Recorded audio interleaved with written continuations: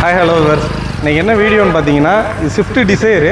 இந்த வண்டியில் என்ன கம்ப்ளைண்ட் பார்த்தீங்கன்னா, கஸ்டமர் எடுத்துகிட்டு வந்தது ஒன்று பார்த்தீங்கன்னா சென்ட்ரல் லாக் வேலை செய்யலை. ஆக்சுவலாக பட்டனை அழுத்தும் போது வந்து லாக் ஆகுற மாதிரி மீட்டரில் மட்டும் இண்டிகேட்டர் எரியும், பட் ஆனால் வந்து சென்ட்ரல் லாக் வேலை செய்யாது.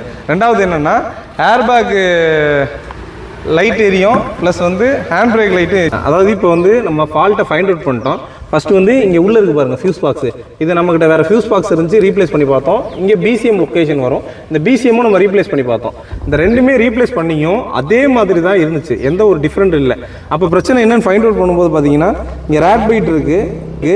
இது வந்து பார்த்தீங்கன்னா உங்களுக்கு ஏர் பேக்குக்கு, சீட் பெல்ட்டுக்கு, சென்ட்ரலாக வர எல்லா வயரிங்குமே இங்கே வந்து டிஸ்டர்ப் ஆயிருந்துச்சு, ரேட் பைட் ஆகிருக்கு.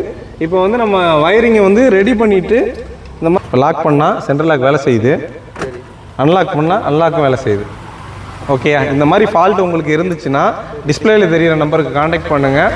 உங்களுக்கு பக்காவாக உங்களுக்கு போர்டு லெவலில் ஃபால்ட் இருந்தாலும், வயரிங்கில் இஷ்யூ இருந்தாலும் ரிப்பேர் பண்ணி தரலாம். தேங்க்யூ, பாய்.